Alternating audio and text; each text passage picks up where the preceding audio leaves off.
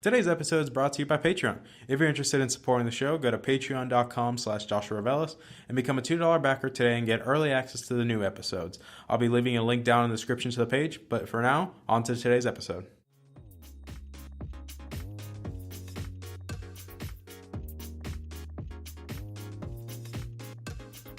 You're listening to the Augmented Experience podcast. My name is Joshua Revelis. I'm a student, musician, and a gamer at heart. Join me as I sit down with fellow enthusiasts to talk about what's going on in the technology, business, and gaming world. I hope you guys enjoy.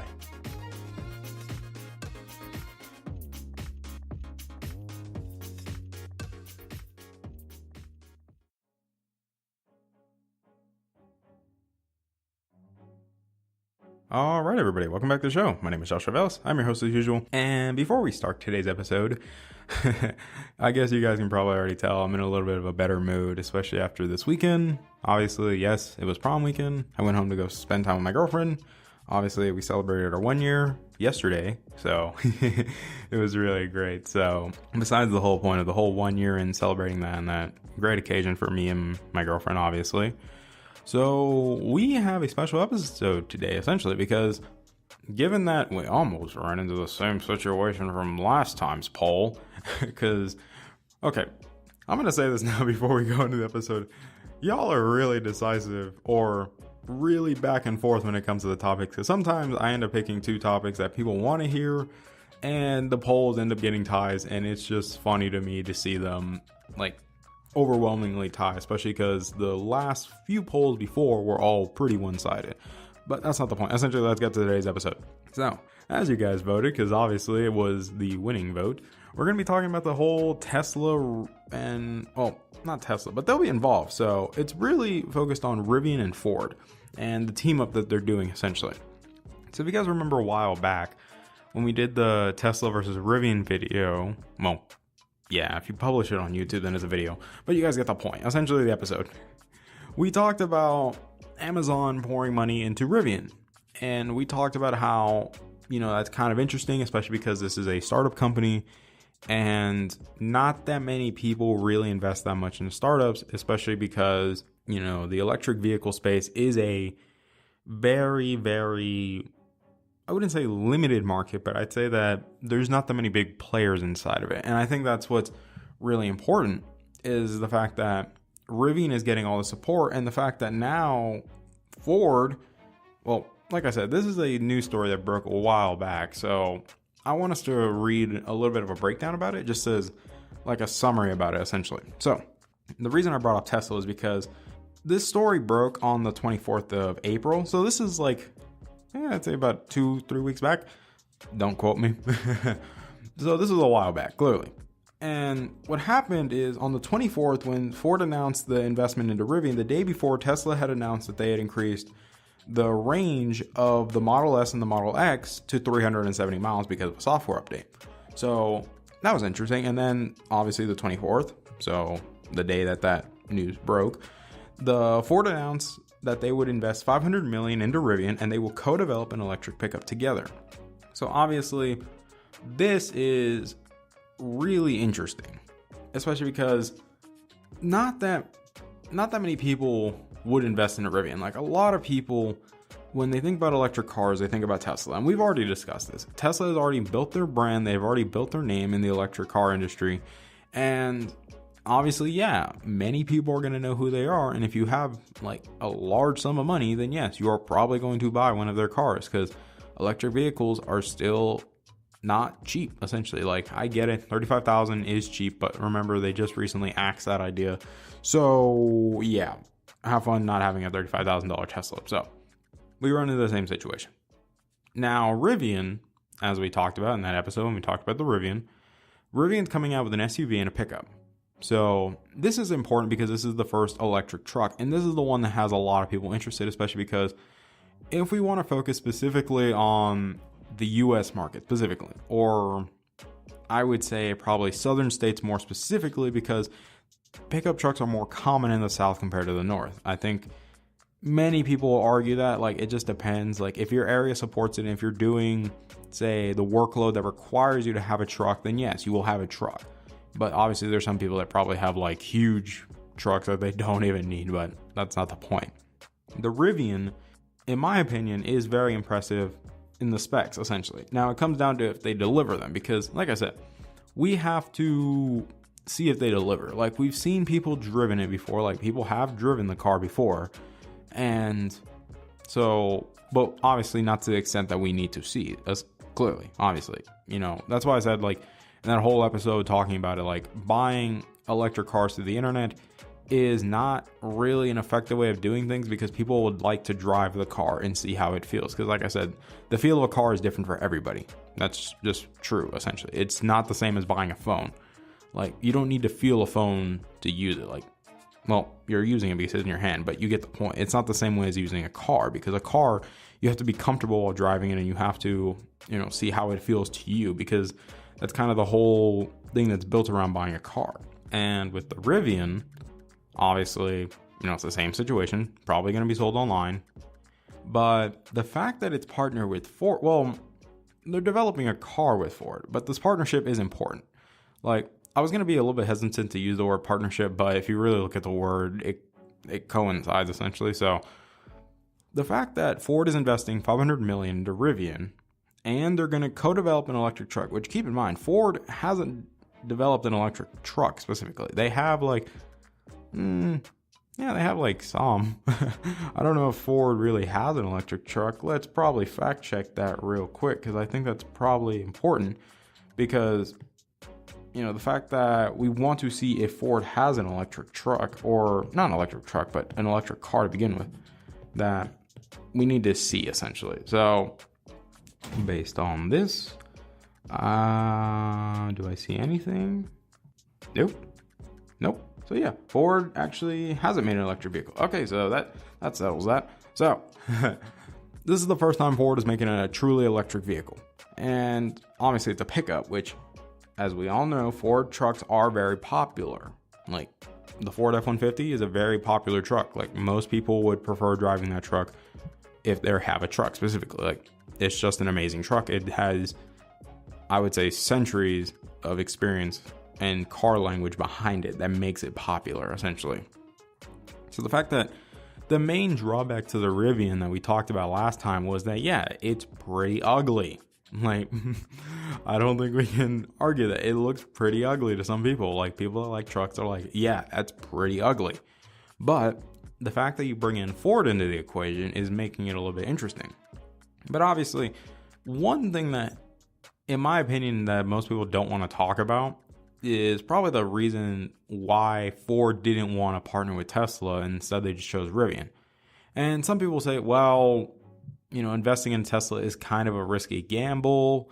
But like, some people say, yes, it's a gamble, especially because Tesla is, you know, heavily in debt. They don't really turn that much of a profit. They're currently losing profits. And obviously a lot of people in the car industry have been saying, like, yeah, we know they're going to flop, essentially. Obviously, yes. Like, if you know Elon Musk's philosophy behind it, he doesn't really do it to make a profit, essentially. Elon Musk is just trying to get people to see that, hey, electric cars are the future.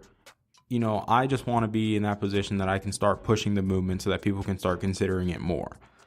And that's why, like, you know, that's why Tesla is open sourced the charging network to everybody. Like, all the resources of Tesla is open source. Anybody can use it. Obviously, most people don't want to use it and they just want to create their own thing, but that's aside from the point.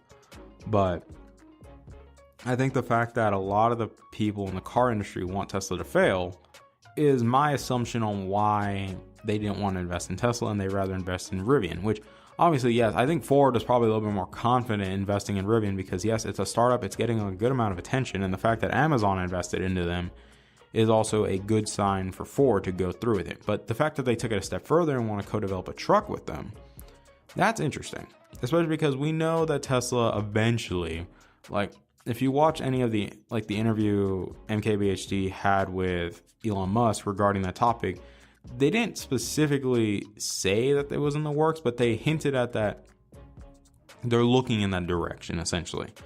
So you get the point, essentially, is we know eventually Tesla will make a electric truck. And obviously, yeah, it's not going to be cheap. They could lower it in comparison. It's not going to be as expensive as, like, the Roadster and things like that. But it will be interesting in my opinion, especially because the Rivian will come out and will obviously have good competition, because Rivian presents one of the biggest wild cards in the EV market, essentially, due to the fact that it's promoting a lot of specs that are very competitive with the Teslas, essentially. The fact that it's boasting a 400-mile range on a battery, the fact that it's boasting 4-wheel drive, so that means motors in every wheel. The thing will be able to tow 11,000 pounds. So we're expecting a lot, essentially, based on what the company's provided us and based on some of the information people have given us based on actually driving the vehicle. So we have to really think about this, because this is one of the questions I really wrote down was, how does this affect the EV space, essentially? Because I think that's what we need to think about is, when you look at the electric vehicle market, specifically the market, there's not that many very big players that are providing competitive cars to compete with gas vehicles. They're just not. Like, let's be honest. Like, most people, when they think of a regular car, I'd say affordable, because that's the thing is, with gasoline, you get affordable vehicles, essentially. That's why you got cars like the Honda Civic and the Honda Accord selling like hotcakes, because they're very popular. They're not bad looking cars, essentially. They're just meant to drive from place to place, but they still have a ton of range on them, and they're meant to last, because for some reason, Honda's design language is actually pretty good for some reason. Like, obviously, yes, their parts are very easy to find. Like, any car person will tell you, finding the parts for a Honda is not even difficult. It's pretty straightforward to find them. But aside from the point, the fact that the EV market is very limited on heavy hitters that provide direct competition, because obviously the main competitor for the gasoline cars is obviously the Tesla. That's the main competitor. The only problem is, yes, Tesla, while you do save money based on how much you charge to charge your vehicle, unless if you actually have one of the Teslas that, has free charging with it, then you're saving a lot of money, essentially. And then obviously, yes, you get the tax reductions if you get the solar panels on your house, and obviously the big charging brick in your house, essentially. Let's call it a brick. I'd probably call it a wall mount, but that you have all these things. Obviously, yes, it is incredibly expensive, especially because getting solar panels is not cheap. You have to have them installed by specific people through Tesla, and then the wall mount has to be installed probably by your own electrician that knows your house, because they obviously know your circuit breaker, so recommended you have them do it. Tesla doesn't mind doing it. And then obviously, yes, the whole price for Teslas are not cheap either. Like, it is a very expensive car. Well, depending on which one you get, but still, they're still pretty expensive compared to electric cars. Like, the Model 3 specifically is meant to be as close as possible to gas-powered cars. Obviously, yes, it does less than a gasoline car, essentially, because its range is still like about 240 in that range, 240, 250 base. That's not the enhanced models. Clearly, it's not. Actually, I know, I think it's like 220, but I think they bumped it up by like 235 based on the software updates that they're getting. But they still don't compete that well, because most electric cars, don't really go that far, essentially. Like, they're only meant to stay in city, unless if you're in an area or going through a group of states that have the Tesla charging stations widely available, essentially. The trip is not that bad, but a gas car obviously can probably do the whole trip, and gas stations are more common everywhere, essentially. You can find them around almost every corner. But you get the point. We're stuck in this predicament, essentially. And Ford, I think, kind of saw a golden opportunity, because they saw this very promising startup, and they're like, well, they're developing a truck. The truck is drawing a lot of interest, and they have SUVs. They're making an SUV. I think Ford saw an opportunity. It's like, hey, these guys are very promising. They're a startup.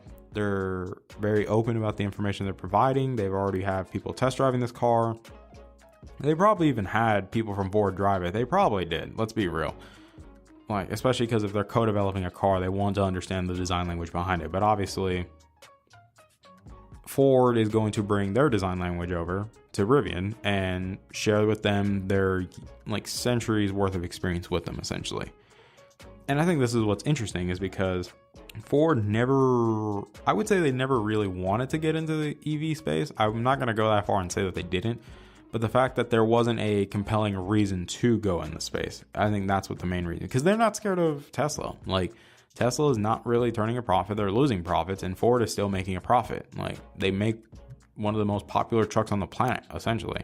The F-150, like we mentioned, is very popular. And obviously, people like Mustangs. They like Ford, essentially. Ford is a well-established brand, especially because older Fords were meant to last an incredibly long time. Like, there is a heavy heritage of well-built cars in Ford, and that's why a lot of old Fords last for a long time. Like, if you take care of an old Ford, it's going to last you a long time for a reason. And I think that's why Ford wanted to go with Rivian, because they're like, hey, we got a startup over here. They're very promising. They just need a little bit of help in the design language department. Let's pour $500 million into them, and we'll co-develop a truck with them.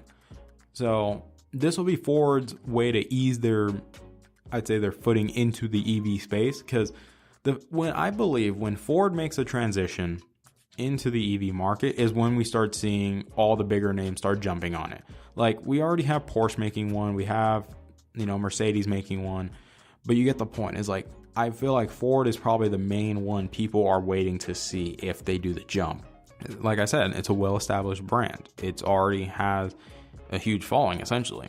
And I think based on some of the comments my roommate, when we talked about it a little bit, was when you think of a truck, you always think of a Ford, you think of a Silverado, those trucks come to mind. And I think when you involve them in the EV market, they bring that customer base over, essentially. It's the same thing with, let's use Apple as an example. Let's use them.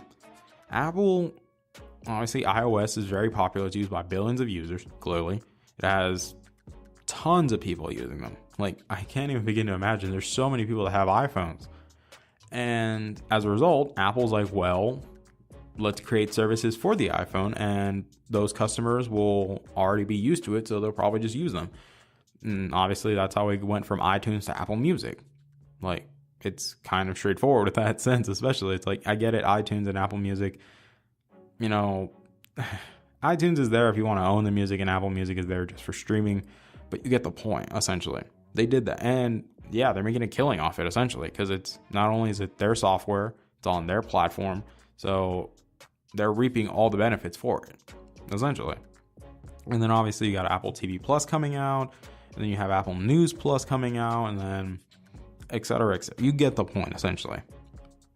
That when you bring in Ford to the equation, essentially, that's the main point, is when you bring in Ford into the equation between Tesla versus Rivian, it does sway the ball a little bit towards Rivian's side, because, well, they're bringing an established name into the market.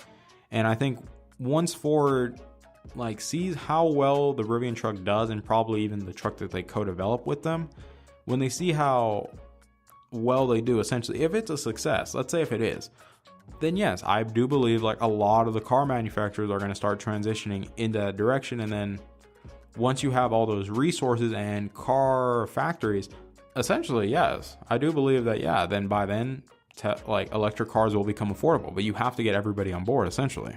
And realistically, Tesla is not going to care, especially because Elon, it's not what he wants. Elon wants, essentially that's what he wants. He wants them to come into the market. He wants them to make that transition. Essentially, it's almost like he's baiting them into it, essentially, just so we can, have better vehicles, essentially. Well, I wouldn't say better vehicles, but essentially, a better environment, essentially, is that we're not heavily dependent on gasoline, because, like I said, gasoline is a finite resource. It's not infinite.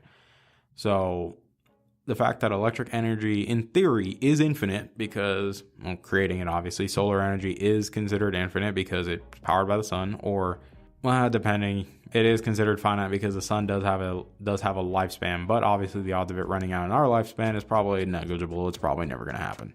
But you get the point.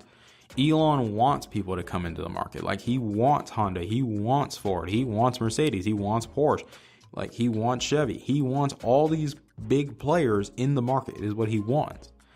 And I think this is a great move, essentially, because the fact that Ford is on board, or I'd say at least testing the waters, I think that was a better term to use, with the EV market, I think we're going to start seeing a shift eventually. Probably not now, or I'd say realistically, probably by 2021 or 2024 at best, in that range. I think by then we'll see, if they decide to go all in. Now, obviously the big issue is the charging networks, because whether they like it or not, Rivian doesn't have a big charging network like Tesla's, obviously. Tesla's charging network is constantly expanding. It's constantly being moved in bigger areas. Obviously, yes, like you also have like hydrogen cars and things like that. But obviously those are limited to California and that area. So we're not really counting those because they're not really expanding those markets, essentially. You can only use the car in California, essentially, or in that proximity, essentially. So we run into that issue. But I think the charging network, if like, this is just high hypothetical situation, that if the Rivian Ford truck does good and it ends up bringing in the other big names into the market and they start creating cars, then yes, I do believe that they should consider working with Tesla to work with a charging network, because like I said, they need a charging network, and the odds of them developing a charging network as good as Tesla's in a short period of time is probably not going to happen. You have to have a solid charging network, because if your charging network is limited, then that means your customer base is limited, because that means your customers can only use those cars in those areas, or they have to go really far to go charge them and then come back. And then obviously some people say, well, what about home chargers? Yes, that's also true, but some people like doing trips and things like that, and they would like to, charge their car, essentially. You can't bring a home charger with you everywhere you go.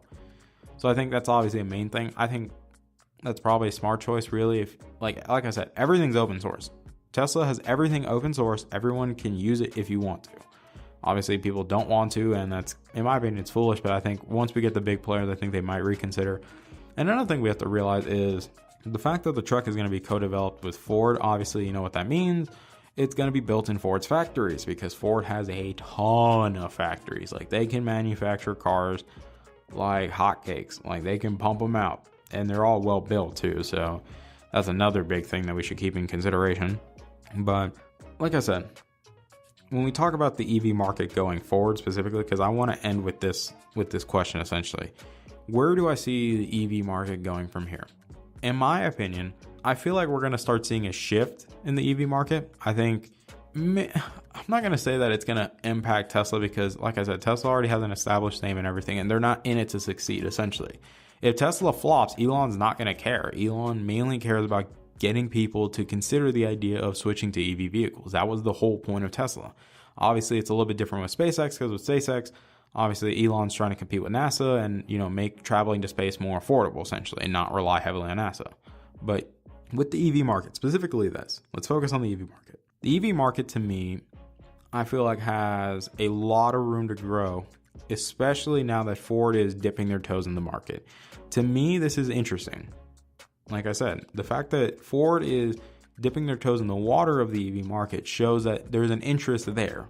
It may not be an interest to work with Tesla, but it's an interest. And I think that's what essentially benefits all of us, essentially, is having the option. And I think that's also another good thing for the economy, essentially, or consumerism in general, is just having a range of options.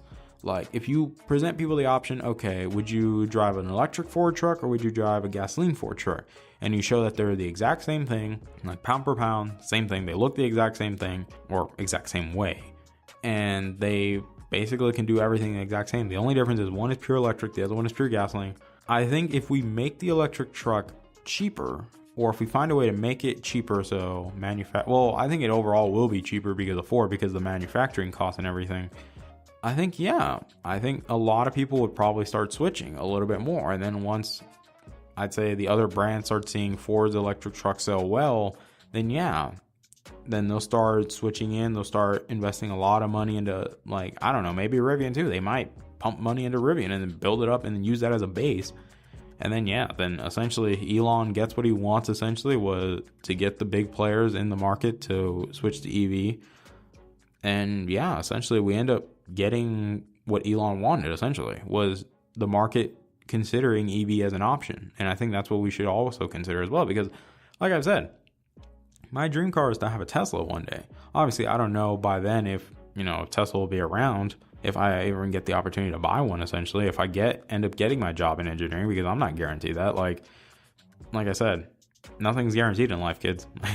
Or I can't say kids, but I say my fellow viewers or listeners, depending on which one you use. But anyways, you get the point. You're not guaranteed another day. You're not. So what happens in the future, to me is going to be very interesting because this was a very pivotal moment, I'd say, for the EV market, because you have one of the big players dabbling with it now. And I think that's the main thing, is the fact that Ford is dipping their feet in the water of the EV market is a big shift in the EV space. And I think this will eventually lead consumers to seeing electric vehicles as an option because it will now be cheaper because of this interaction between Ford and Rivian. I think that's what we really have to keep our eyes open about. And I'd say keep looking into it, essentially, and just see what happens. I think that's all we really can do. So with that, I'm going to leave you guys with that. I hope you guys enjoyed today's episode. I know that, yes, the information and topic has been very late. Obviously, it's a while past when it originally broke, but obviously I wanted to take a little bit of more time and think about it, sit on it, and I'd say look into it more so I can generate my opinion on it. Because obviously, you know, this is just a little bit of rambling, but I saw this thing on Twitter one time where someone was talking about people that are starting to do YouTube or talk about technology and talk about business. They need to not fall into the trap of trying to be the next Marquez Brownlee. They shouldn't, realistically. I think that in this space, especially given the platform that people are given and the opportunities people are given, I think you should just be you and be as creative as you can be. Like, don't try to copy a formula that worked for somebody else, because like I said, for things like this, essentially when you're essentially at the mercy of people willing to listen to you, there is no formula to success, guys. Like, that's just how it is. You have to be creative and be you and express who you are and express like what you're trying to do, essentially. Like, are you just trying to regurgitate news, or are you trying to add your insight into it and add your opinion to it? Because I think that's what a lot of people, you know, want to hear. They want to hear a different viewpoint on it. Like, they want to see something else. And I think that's what's very important to keep in mind. And obviously I keep that in mind in my own head when I do this stuff, especially because, yeah, like, I like to share my viewpoint on these topics because I'm someone that's very interested in looking into technology and business. That's essentially my main reason for doing computer engineering, was because of how interested I am in the market. And some people say, well, why don't you do business?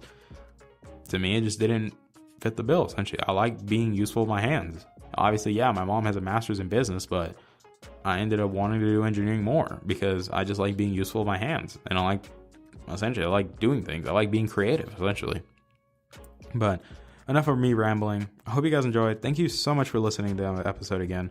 I really appreciate that you guys keep coming back and listening to this stuff. Like, the fact that you guys are listening to a derp like me is crazy. Like, obviously, yes, some people make the joke, your girlfriend doesn't even listen to your episodes, but that's not the point. She'll never listen to these episodes. She never will. Let's be real. She doesn't like podcasting. But anyways, guys, thank you so much for your time. I love you guys to death. Have yourselves a wonderful weekend.